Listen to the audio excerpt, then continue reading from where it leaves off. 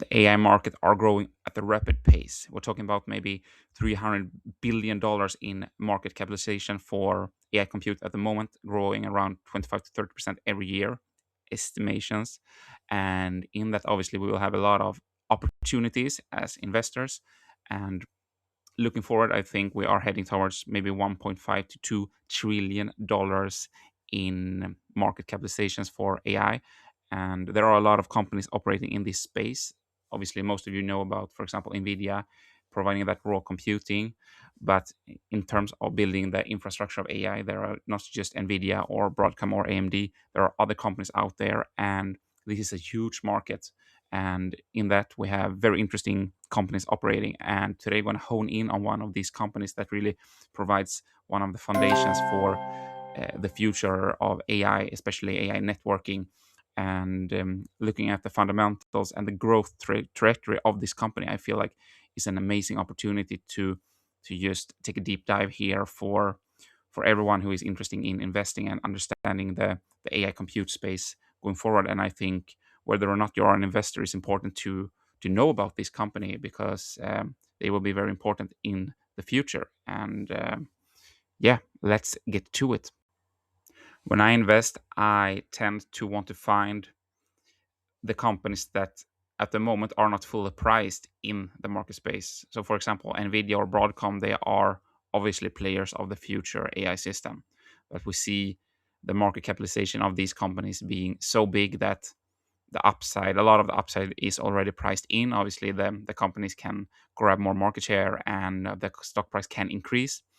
But in the AI space, there are companies that are not as well known as the big names, and therefore the valuations of these companies are a bit lower in terms of, for example, metrics like price per sale.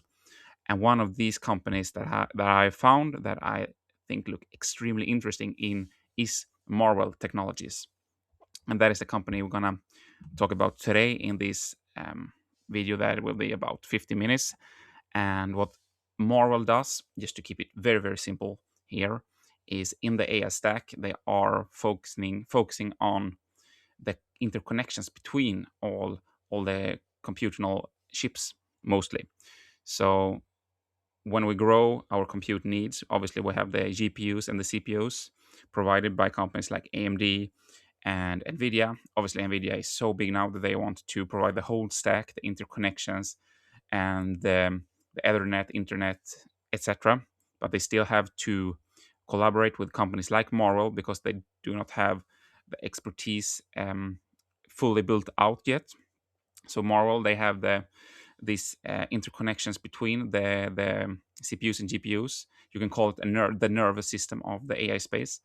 And obviously, in a human body, the nervous system is as important as everything else. So if we have a growing amount of humans, there will be a growing amount of needs for nervous systems, and that is what will happen in the AI space. And therefore, Marvel, obviously, with the services they provide, have a huge opportunity in the future when the computational needs will continue to rise. And what they do is having the optical interconnects. So instead of using the typical Ethernet cables and copper cables, they are using optical cables, and this is very useful when you have very specific inference workloads, very specific big workloads. For example, hyperscalers, they just don't build small data centers. They have specific tasks they run over and over again.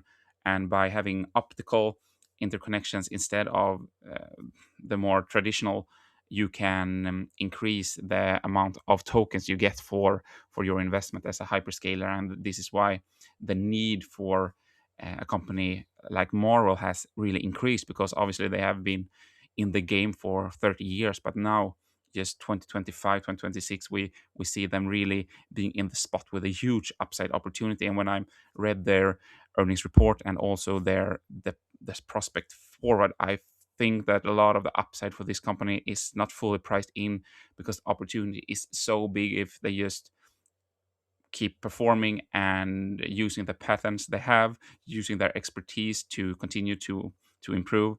I think they can provide something that is hard to replicate for hyperscalers, because companies like Marvel, for example, if they what they do are replicated by companies like NVIDIA or hyperscalers themselves, that could be a threat. But when I break down their products and where they are in the market space, I feel like they have the niche expertise and the potential growth and bookings of what they do.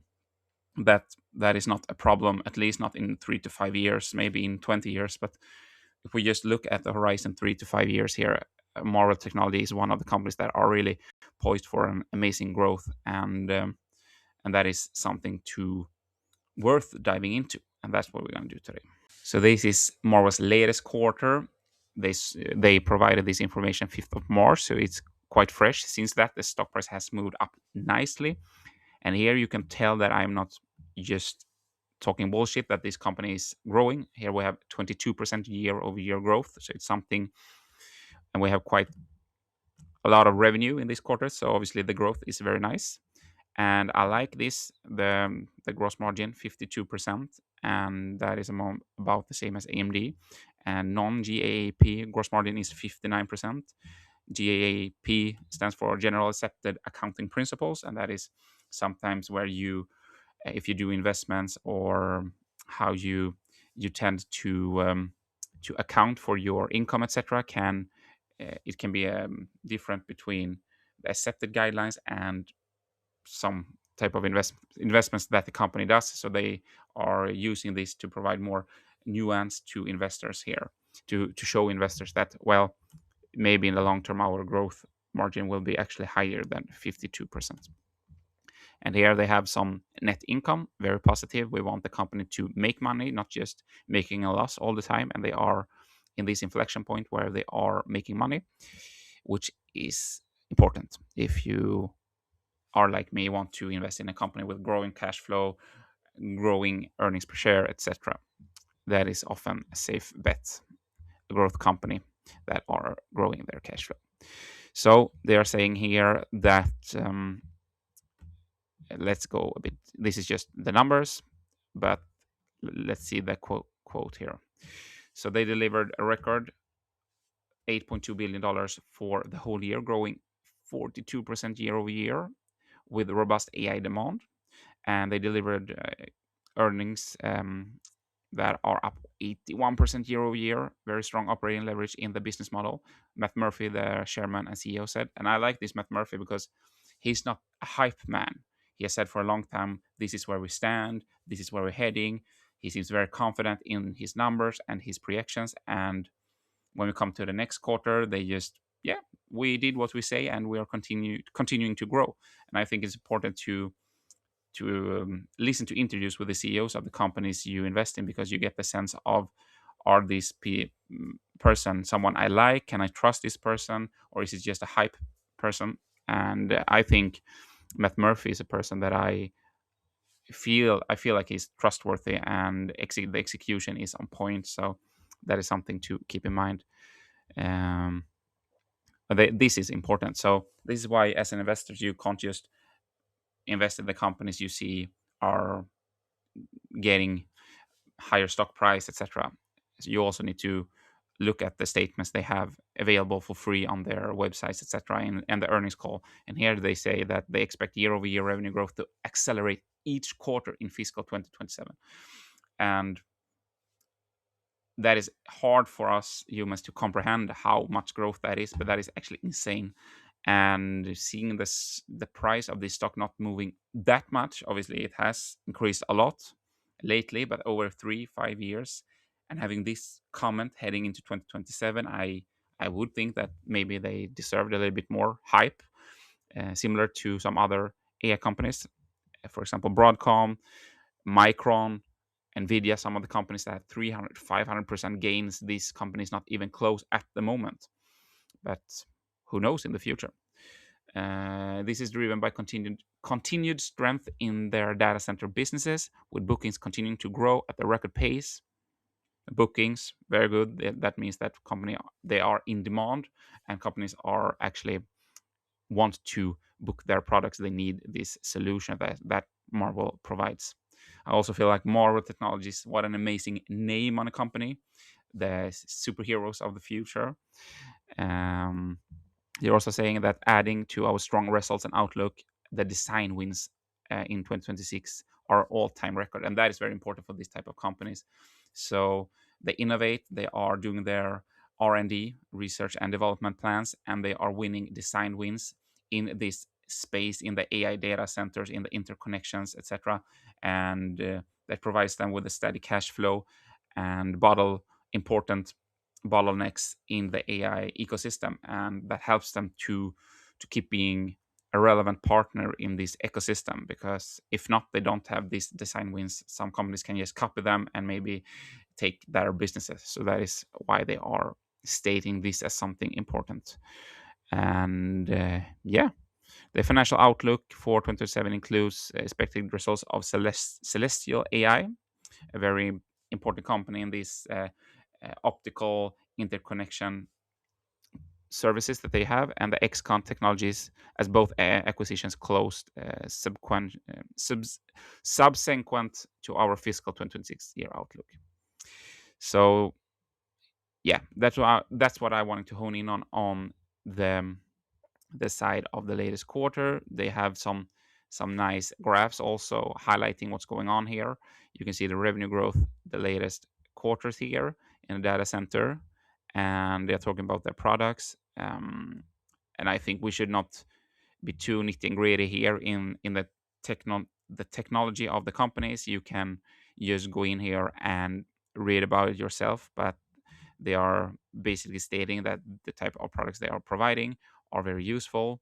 The optical interconnects, the custom silicon and switching and storage. So that is important. They are doing custom silicons, ASIC, similar to, for example, Broadcom. So I would say the company that are closest to Marvell Technology is Broadcom, and Marvell is kind of a part of that ecosystem that Broadcom are having, and they are really honing in on these optical interconnects more than other companies, and that is where they have an edge, and they are using that and also having specific aimed solutions for hyperscalers in this space. So they are doing custom made silicon and chips with the optical interconnects specifically, and solutions for the future of AI. And yeah, you can see here the outlook, the revenue for the next quarter, and continue to grow. So this company will hit over $10 billion and continue to earn money and expanding their margins. Here you can see just how insane the growth of this company is, and despite that, we are not seeing that kind of insane upward move for the stock price. And yeah, the gross margin also up. So this is why I think maybe Wall Street has missed to really pump this stock as much, because usually when you have gross margin expansion of 10% in just a year, and you see in the non-GAAP gross margin almost 60%, when you're getting up to that type of levels, a company is feeling very good. But I think a lot of analysts are saying, well, they are competing directly with Broadcom, for example, and therefore it's too much of a risk to invest too heavy in Marvel. But now they have so many design wins and so many bookings that I think maybe the story around Marvel are continuing to change. So that is impressive. I think it was about 3 or 4 years ago they bought a company in the space of optical interconnection in between chips. They think that in the future we can't just have the Ethernet solutions that we have. We will also need to have faster solution in specific workloads. So they bought a company that made $600 million in revenue for $10 billion. That has weighed down on the stock, provided some debt to the company, and decreasing cash flow for a while.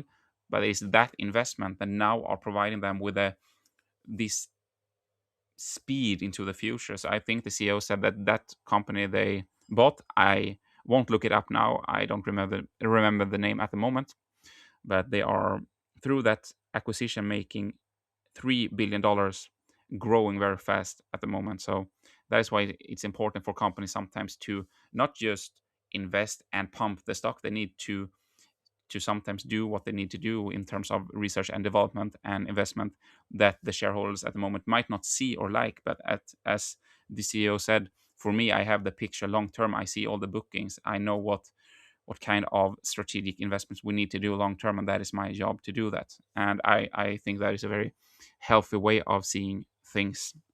The last thing I want to hone in on here today is some condensed information from the company's income statement. And what I want to analyze is whether or not they have too much of a compensation through stock-based compensation here.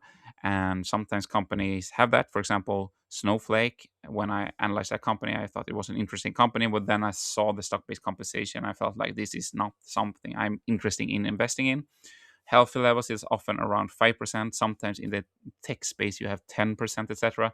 But you don't want that numbers to be too high, because then it will eat out of the profits and the potential profits of the company. And that is not something useful, I think, long term, especially if you need to invest in the research and development long term. Obviously, sometimes you need to pump the numbers up for your stock based compensation to attract the best employees out there. But it's easy to overpay for employees.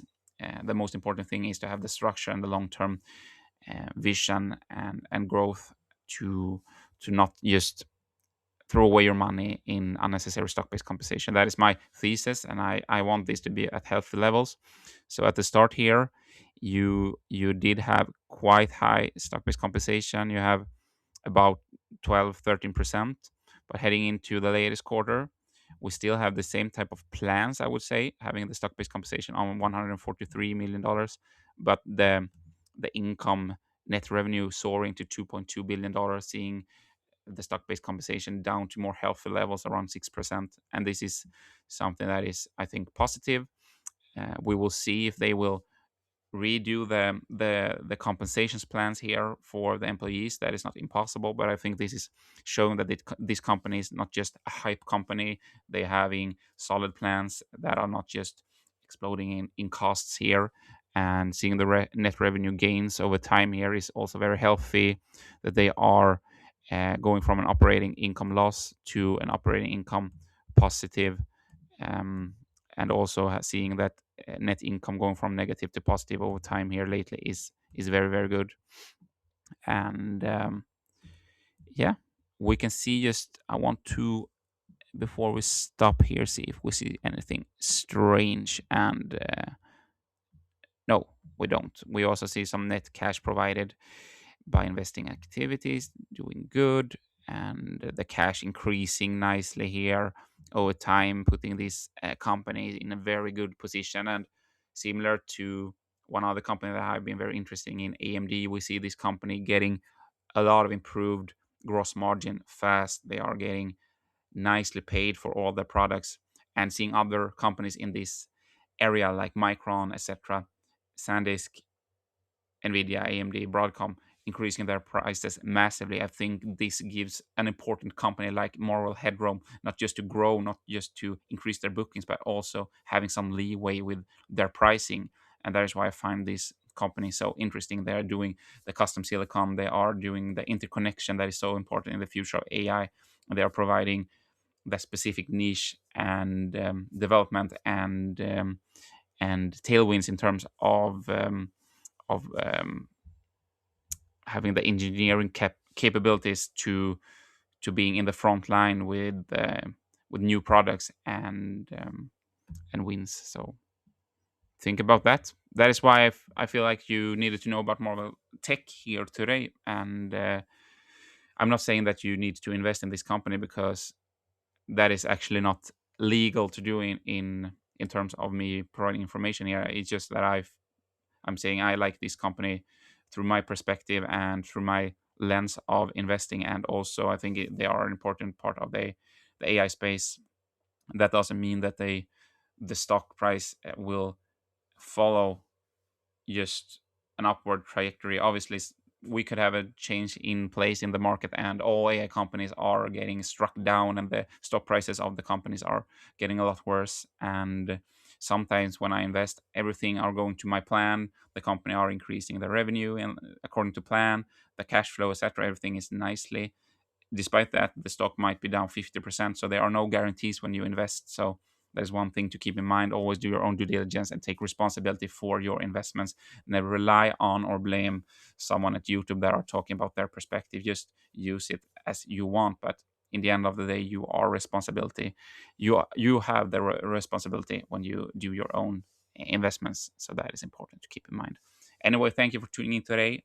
I'm grateful to if you subscribe, follow me, just come with questions or remarks or whatever, or maybe you want me to hone in or talk about specific um, area or subject. Just mail me or so, and I will do that. I long term want to build a community. So yeah, that's that. Thank you so much.